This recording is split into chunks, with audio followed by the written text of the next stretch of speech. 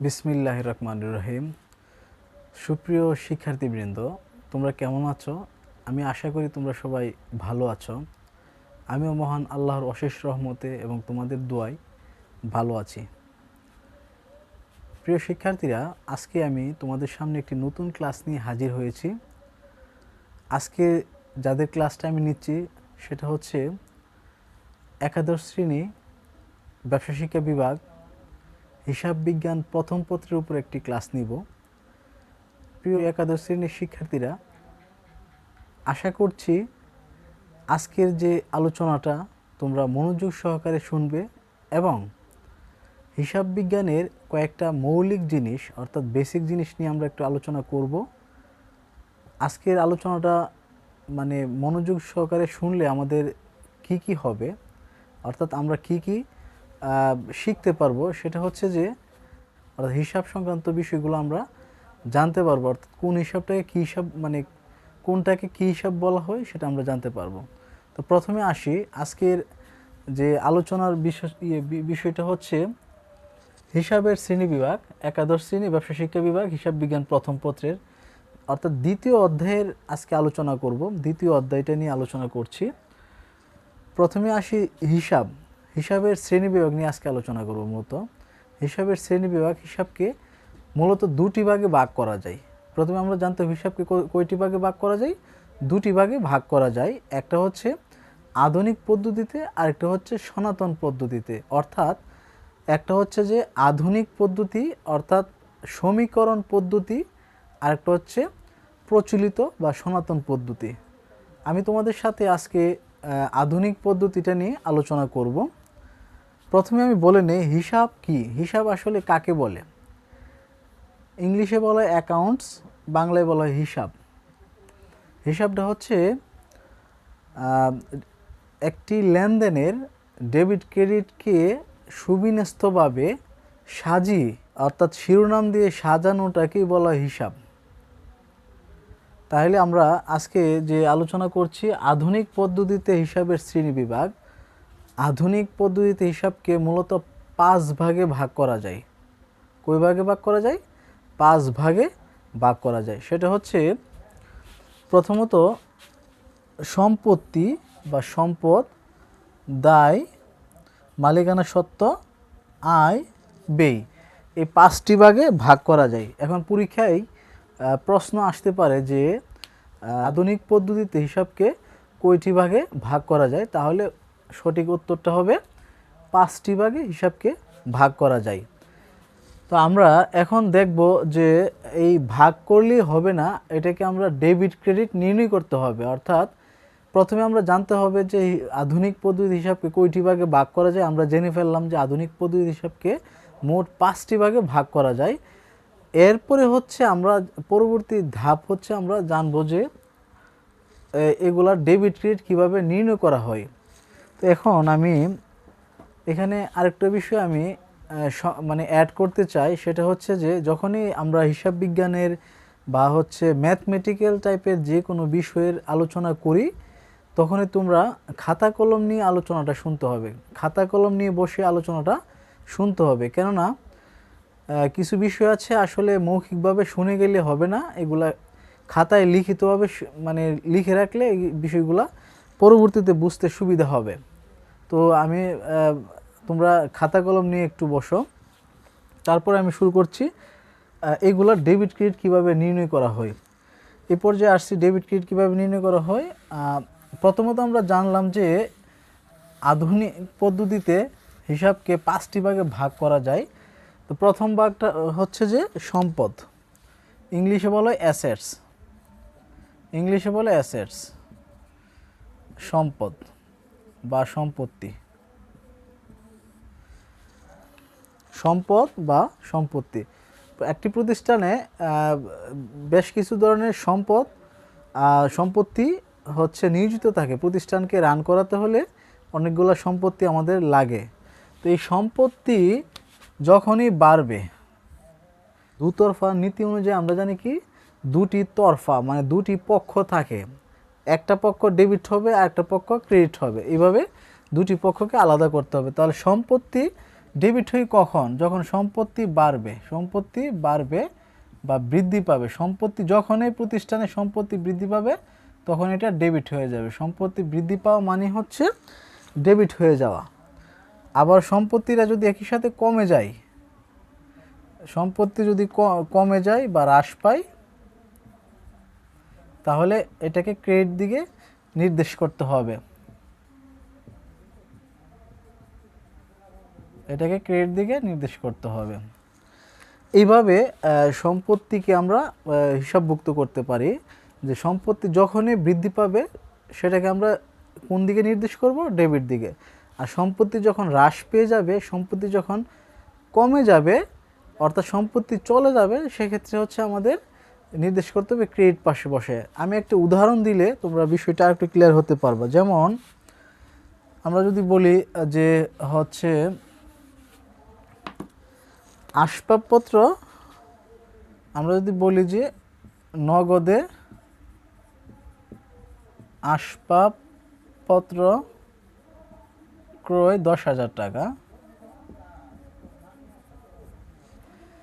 এখানে কি দাঁড়াচ্ছে? এই যে একটা লেনদেন, এটা কি দাঁড়াচ্ছে? যে নগদে আসবাবপত্র ক্রয়, অর্থাৎ আমার প্রতিষ্ঠানে আসবাবপত্র নগদে ক্রয় করেছি। তাহলে প্রতিষ্ঠানে আসবাবপত্র নামে একটি সম্পদ কি হচ্ছে? ক্রয় করেছি মানে আমার প্রতিষ্ঠানে আমি নিয়ে আসছি, তাহলে সম্পদ বাড়ছে। অপরদিকে নগদ নামে, নগদ টাকা কিন্তু একটি সম্পদ। আসবাবপত্র হচ্ছে স্থায়ী সম্পদ আর নগদ হচ্ছে চলতি সম্পদ।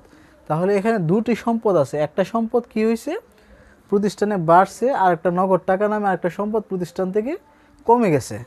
তাহলে আমি যদি এটাকে হিসাবভুক্ত করি, যে এটাকে যদি আমি হিসাবভুক্ত করি তাহলে কিভাবে করব? হিসাবভুক্ত করতে হলে আমার দেখতে হবে সম্পদ বাড়ছে না বৃদ্ধি পাইছে না কমছে। তাহলে আসবাবপত্র নামে একটি সম্পদ বাড়ছে, তাহলে আমরা কি লিখব? যে আসবাবপত্রটা উপরে লিখব, বাড়ছে যেহেতু আসবাবপত্র হিসাব নামে একটি সম্পদ বাড়ছে, বাড়লে কি হয়? ডেবিট হয়। আর নগদ নামে, নগদান হিসাব নামে একটি সম্পদ কি হবে? ক্রেডিট হবে, কারণ কমে যাচ্ছে। এইভাবে প্রত্যেকটা হিসাবকে আমরা কি করতে পারি? লিপিবদ্ধ করব আর কি, কোনটা বাড়বে কোনটা কমবে। তাহলে এই পর্যায়ে আসছি আমরা সম্পত্তি, আমরা জানতে পেরেছি যে সম্পদ বাড়লে হচ্ছে ডেবিট হয়, সম্পদ কমলে ক্রেডিট হয়। এখন আসছি আমরা পরবর্তীতে 2 নম্বরে ছিল আমাদের দায়। দায়, দায় ইংলিশে বলা হয় কি? লাইবিলিটিস। লাইবিলিটিস, দায়। অর্থাৎ তোমার প্রতিষ্ঠানে যে সম্পদ আছে বা তোমার প্রতিষ্ঠানের উপর কারো কোনো পক্ষের দাবিকে দায় বলা হয়ে থাকে। তো ধরো তুমি এই যে একটু আগে আসবাবপত্র ক্রয় করেছো, এটা বাকিতে ক্রয় করতে পারো, তাই না? হ্যাঁ, এটা পরে আসছে, উদাহরণটা আমি একটু পরে দিচ্ছি। এখন দায় ডেবিট ক্রেডিট নির্ণয়টা কীভাবে হবে? দায় কখন বাড়বে, কখন বাড়লে কি হবে, দায় কমলে কি হবে, বাড়লে কি হবে, এই বিষয়গুলো আমরা একটু জানবো। মনে রাখতে হবে সম্পত্তির ঠিক উল্টো। সম্পত্তি বাড়লে ডেবিট হয়েছিল, এখন দায় বাড়লে হচ্ছে ক্রেডিট হবে। তাহলে দায় বাড়লে ক্রেডিট হয়, বাড়লে ক্রেডিট মানে বৃদ্ধি পাইলে ক্রেডিট। আর দায় যদি কমে যায় তাহলে ডেবিট হবে। মানে সম্পত্তির ঠিক উল্টোটা।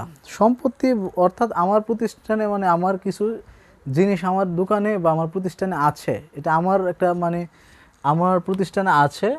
আর দায় হচ্ছে যে আমি কারো কাছ থেকে ধার নিয়ে, অর্থাৎ কারো কাছ থেকে ঋণ নিয়ে আমি কোনো কিছু একটা করা, অর্থাৎ কারো পক্ষের মানে তৃতীয় কোনো পক্ষ বা বাহিরের কেউ আমার কাছে কোনো কিছু দাবি দেওয়া করবে আর কি, সেটা হচ্ছে দায়। এখন সম্পত্তির ঠিক উল্টোটা হচ্ছে দায়। সম্পত্তির বাড়লে ডেবিট হইতো, আর দায় বাড়লে ক্রেডিট হবে আর কি।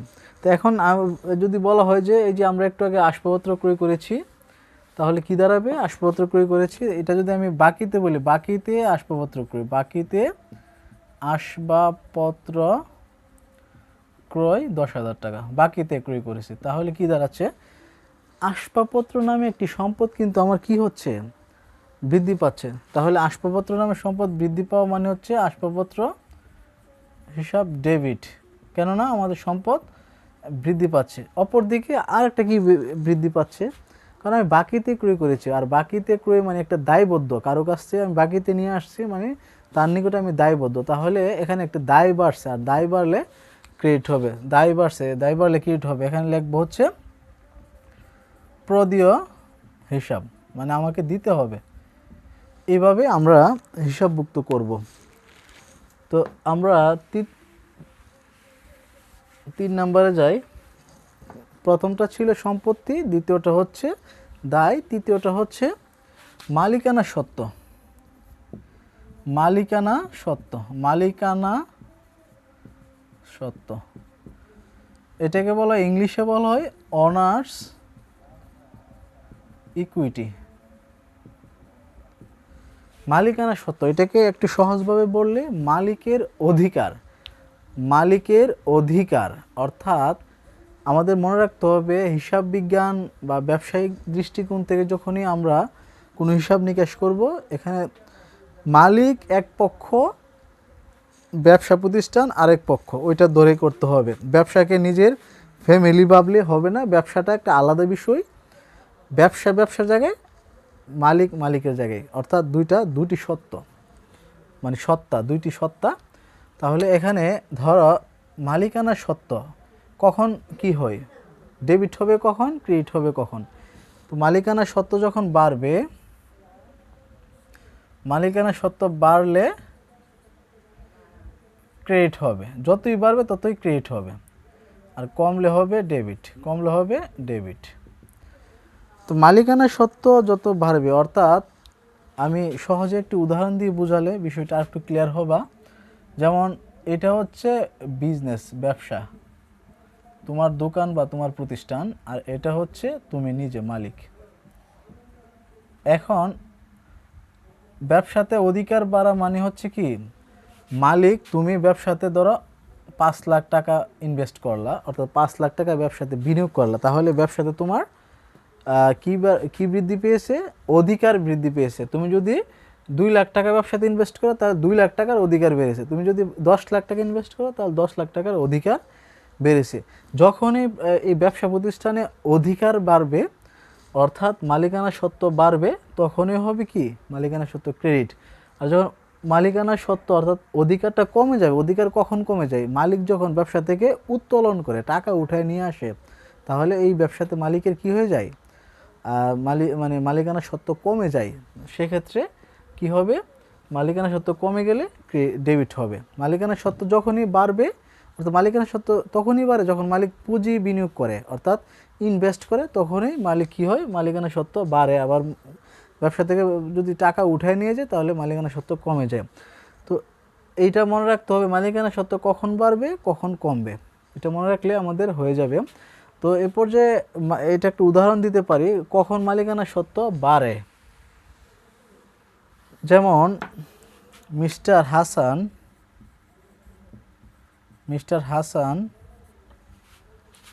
50,000 টাকা নগদ নিয়ে ব্যবসা শুরু করেন। 50,000 টাকা নগদ নিয়ে ব্যবসায় শুরু করেন।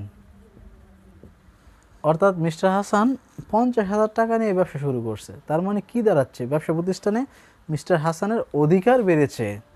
অধিকার বাড়লেই কি হয়ে যাবে, অর্থাৎ মালিকানা সত্ত্ব বাড়লেই ক্রিয়েট হয়ে যাবে, মনে রাখতে হবে। তাহলে এটার যদি আমি হিসাবভুক্ত করে কি হবে, 50,000 টাকা নিয়ে শুরু করছে, তার নগদ সম্পদও বাড়ছে, নগদ নামে সম্পদ বাড়ছে, নগদ নামে সব ডেবিট, নগদ নামে সম্পদ বাড়ছে, সম্পদ বাড়লে কি হয়, ডেবিট হয়। আবার মালিকানা সত্ত্ব বা মালিকের অধিকার বৃদ্ধি পেয়েছে, তাহলে কি দাঁড়াবে, ব্যবসা শুরু করা মানে মূলধন নামে একটা মালিকের অধিকার বেড়েছে, অধিকার বাড়লে ক্রিয়েট হবে। তার পরবর্তীতে মালিকের অধিকার কখন কমে যাবে, মালিকের অধিকার তখনই কমে যাবে যখন মালিক ব্যবসা থেকে উত্তোলন করবে। ধরো নগদ টাকা 5,000 টাকা উঠায় নিয়েছে বা উত্তোলন করেছে, তাহলে কি দাঁড়াবে, নগদ টাকা উঠায় ফেলা মানে হচ্ছে কি, মালিকানা সত্ত্ব কমে যাওয়া, তখন উত্তোলন হিসাব ডেবিট হবে, আর মানে সম্পদও কমে যাচ্ছে, নগদান হিসাব ক্রিয়েট হবে। এরপরে আসছি 4 নাম্বার ছিল আয়। এটা হচ্ছে যে প্রতিষ্ঠানে যখনই আয় বাড়বে ক্রেডিট হবে, আয় বাড়লে ক্রেডিট, আয় কমে গেলে ডেবিট। আয় বৃদ্ধি পেলে ডেবিট ক্রেডিট হবে, আয় যখন হ্রাস পাবে ডেবিট হবে। যেমন আয় বৃদ্ধি পায় কখন, ধরো কমিশন পাওয়া গেল বা হচ্ছে বিনিয়োগের সুদ পাওয়া গেল, তো এগুলা হচ্ছে যে আমার কি হয়, আয় বৃদ্ধি করে। এরপর আছে ব্যয়, ঠিক উল্টোটা হবে, ব্যয় বৃদ্ধি পেলে, ব্যয় যখন বৃদ্ধি পাবে, ব্যয় বৃদ্ধি পেলে হচ্ছে ডেবিট হবে, ব্যয় হ্রাস পেলে ক্রেডিট হবে।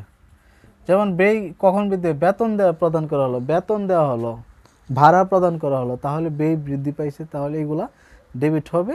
আর ভাড়া কিসে দিছি, নগদ দিছি, নগদান হিসাব ক্রেডিট হবে। তো এই সংক্ষিপ্ত আলোচনাটা যদি আমি একসাথে করি, যে 5টা আমাদের আইটেম ছিল আধুনিক পদ্ধতিতে হিসাবের শ্রেণী বিভাগকে আমরা 5টি ভাগে ভাগ করেছি। এগুলাকে ডেবিট ক্রেডিট নির্ণয় করতে হলে যে সহজে যদি মনে রাখতে চাও, তাহলে একটা ফর্মুলা আছে, সেটা হচ্ছে যেমন সম্পত্তি প্লাস ব্যয়, এই দুইটা আইটেম হচ্ছে যখনই বৃদ্ধি পাবে বাড়বে ডেবিট হবে, কমলে ক্রেডিট হবে, এইভাবে মনে রাখা যায়। আর বাকি যে 3টা আছে, মালিকানা সত্ত্ব প্লাস দায় প্লাস আয়, এই 3টা ঠিক উল্টো, পুরোটায় বাড়লে ক্রেডিট হবে, কমলে বাড়লে ঠিক উল্টে যাবে, ক্রেডিট পাশে যাবে, কমলে হচ্ছে ডেবিট পাশে বসবে। তো এই হচ্ছে আমাদের আজকের আলোচনা, আধুনিক পদ্ধতিতে হিসাবের শ্রেণী বিভাগ। এখন পরীক্ষায় যদি আসে যে অনেকগুলা লেনদেন দেওয়া থাকবে, এরপরে বলবে যে আধুনিক পদ্ধতিতে হিসাবের শ্রেণী বিভাগটা করার জন্য, তো আমি পরবর্তী ক্লাসে একটি উদাহরণ দেখাবো কিভাবে আমরা হিসাবভুক্ত করতে হয়, অর্থাৎ হিসাবকে কিভাবে মানে ধাপে ধাপে হিসাবটাকে করতে হয়, একটি অঙ্ক সমাধান করার মাধ্যমে আমরা পরবর্তীতে আলোচনা করব। তো আজকে আলোচনাটা আমি এখানেই শেষ করছি। তোমরা মনোযোগ সহকারে বাসায় পড়াশোনা করবে, ভালো থাকবে, সুস্থ থাকবে, আল্লাহ হাফেজ।